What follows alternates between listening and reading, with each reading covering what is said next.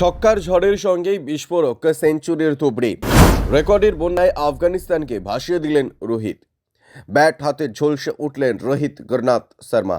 আফগানিস্তানের বিরুদ্ধে টানা 2 ম্যাচে শূন্য করেছিলেন। সেই আক্ষেপ তিনি সুদে আসলে মিটিয়ে নিলেন বুধবার।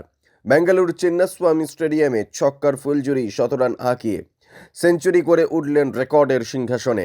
আন্তর্জাতিক ক্রিকেটে প্রথম ব্যাটার হিসেবে দেশের জার্সিতে টি-20তে 5টি শতরান করার কীর্তি অর্জন করলেন তিনি। 64 বলে পূর্ণ করেন শতরান। ইনিংসের শেষে 69 বলে তার নামের পাশে 121।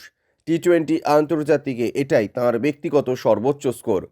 2018 শেষবার রোহিত আন্তর্জাতিক টি-20তে ছক্কা হাঁকিয়েছিলেন। লখনৌয়ে সেবার প্রতিপক্ষ ছিল ওয়েস্ট ইন্ডিজ।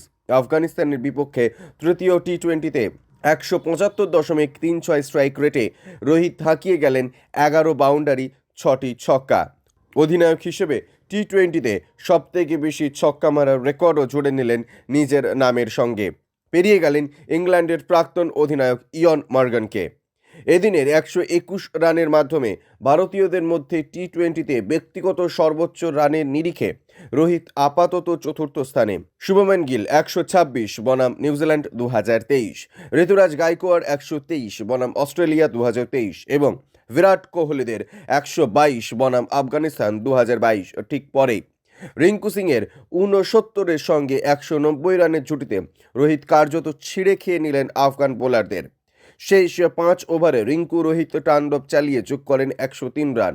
এর মধ্যে শেষ ওভারে করিম জান্নাত একাই খরচ করলেন 36 রান। সেই ওভারে এলো 5 ছক্কা ও 1 বাউন্ডারি। ব্যুরো রিপোর্ট, ইউজে নিউজ।